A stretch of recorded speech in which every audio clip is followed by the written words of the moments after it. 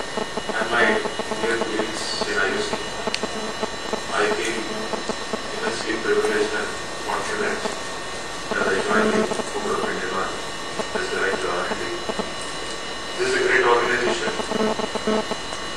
which has, during the 5 decades of illustrious existence, emerged as the country's largest corporate, fueling the growth of Indian economy.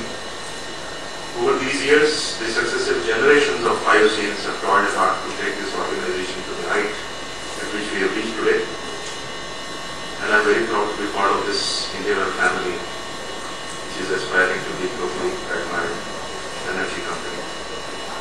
While accepting with all humility the challenging responsibility which has been given to me, I thank Chairman Shri Bansal for taking me on the board of IOC and all the members of Indian Oil board and all my colleagues of Indian Oil.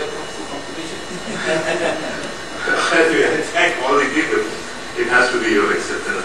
And all the members of Indian Oil board and all my colleagues of Indian Oil for their support, guidance, good wishes which have been always there and I'm sure will remain with me and will be a source of inspiration and my strength. R&D Center has always been continuously getting tremendous support from all our divisions, refineries, pipelines, marketing and petrochemicals, which has helped us to serve the organization and our valued customers. I am sure in future also we will have the privilege of similar support from all my colleagues on the board and sister divisions so that we can together face the future challenges. In today's dynamic business environment, I personally feel that innovation through a sustained process of R&D is the only cutting-edge tool for organizations to thrive and demonstrate leadership. I would like to see our R&D division playing a lead role to ensure global recognition of Indian Oil as a technology-driven company on a sustained growth path. Foreseeing a very challenging future ahead for Indian Oil, but yet an exciting and rewarding future, I once again look forward to your unsteady support as we work together for a brighter future for Indian Oil. Thank you once again for accepting me on the board and giving me this responsibility. Now we'll come to the communication points. In the refining technology side, during the last few months we have developed earlier the DHDC catalyst, DHDS and DHDT catalyst, which has been showing excellent performance in the CPCL. 54 days in VGO mode and 300 days in diesel mode have been completed.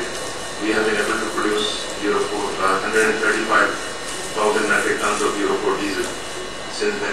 The catalyst has also been tested for DHDT conditions at Digway Refinery and has been found to be in performance, equal in performance to the current commercial catalyst.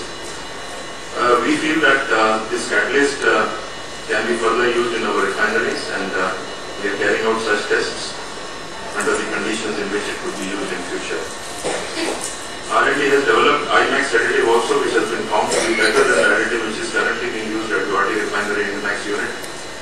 And Guwahati Refinery is procuring this IMAX 25 metric tons of this additive, and we are supporting from R&D side for this activity. As you are aware that the demonstration of in-depth technology was approved by OIDB and they had sanctioned this grant of 79 crores for demonstrating this at CPR refinery of CPCL. There were some other units which were required and there was some difficulty in implementing at CPCL. So I am thankful to Director Refineries for having given the in-principle approval for doing this at Guwahati Refinery, and we are simultaneously taking up with OIDB that they should allow us, and I think that will be accepted by them, that instead of doing the demonstration at CBR, we'll do this demonstration at Guwahati Refinery. We have already taken up the preparation of DFR and cost estimates, which will be finalized and then forwarded to IDB for final release of the funds. As Director Refinery said that R&D has developed a low-pressure hydroprocessing technology for removal of mercaptans in the ATF. This is a technology which has the low hydrogen consumption. The technology is now ready for commercialization, and I must thank the refineries division and particularly the PDES group for developing the model process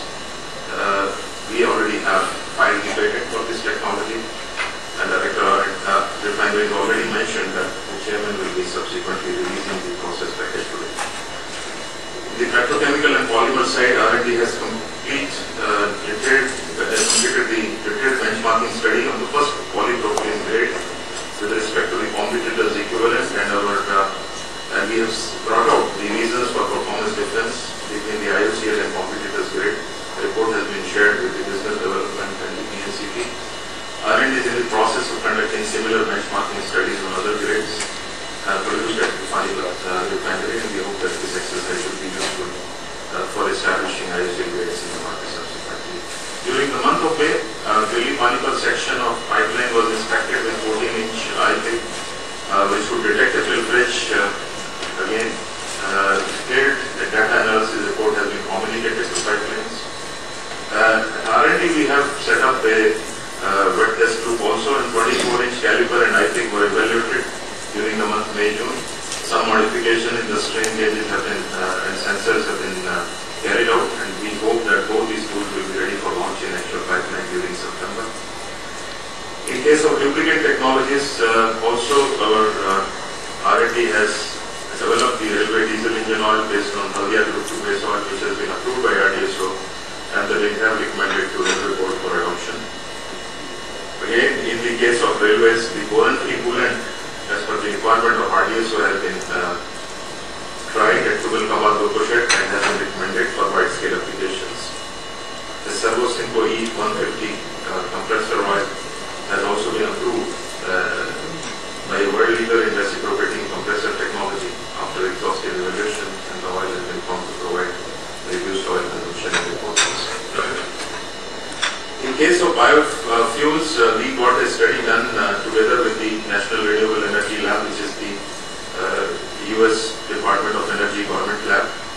We have an MOU with them for conducting some of the joint programs on biofuels.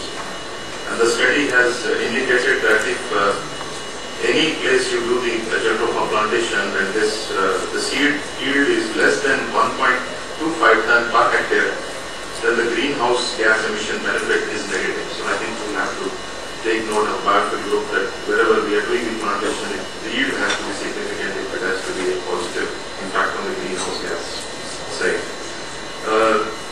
In order to expand the scope of our collaborations with NREL, which we already have, Chairman and myself visited the NREL labs in Colorado recently, and we had detailed discussions with their director. We explored the positive, we got the positive response from him, and we hope that our collaboration will be expanded further. They are already giving us the technology for setting up a lignocellulosic biomass to ethanol plant. They are also agreed to further support our R&D in algal biofuels and biohydrogen activities. Subsequently, we also visited Ballard in Canada, which is one of the largest fuel cell manufacturers of the world. And they have been, for the past few months, asking us for hydrogen supply for the fuel cells which they have installed in the telecom towers in the country. And they are expanding this business in a big way. And if IOC has to have the first mover advantage of supply of hydrogen, we need to tie up with them. And we had very positive discussions with them, and we are trying to line up how we could get into the hydrogen supply business for these fuel cells, which will ultimately come in the transport sector also. But the first application has come in the telecom towers, which has already been set up in India. I would like to share some of the information about the water fuel policy which has been happening at the government level. Secretary Ministry of Environment had chaired a meeting recently where they reviewed the air quality monitoring studies data. These studies were commissioned by the oil companies about 2 years back, and these studies have indicated that the certain particulate level emissions are higher in some cities and the NOx emissions are higher in certain cities. And based on that, it was very surprising to us that they have recommended that in future we should be going for Euro 5 and Euro 6 kind of standards. The meeting was attended by me on the behalf of the industry, and Joint Secretary Refineries were also there, so we strongly oppose this. We said we have recently done the Euro 3 and Euro 4 implementation, and going on to Euro 5 and Euro 6 is neither economically viable for our refineries, nor it is practically possible for some of our refineries where there is space limitation for putting additional units, and we cannot accept such a recommendation, and we requested them to revise the report. So based on that, they gave 15 days time to give our suggestions and inputs, which have been provided, and we hope that they will incorporate those things in the report. But nevertheless, it appears that pressure will be coming in future days for Euro 4 all over the country, for which our refineries may have to prepare ourselves. I would like to inform that based on the efforts taken up particularly by our ED Finance, Mr. Nageshwaran, we had a very good follow-up with the Department of Scientific and Industrial Research, and we have been been allowed to avail the tax deduction of 150% for the year 2009-10 and 200% reduction in the tax for financial year 2010-11 and 10-11-12 on all research expenditure which we are incurring in revenue or capex.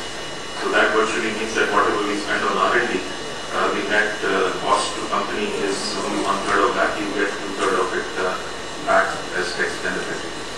On the HR front, we have lined up some of the interesting programs on industry academia side. And recently, one of my colleagues visited Bacon University. We have selected a few candidates who will be working partly in Bacon University in Australia and partly at IUC R&D.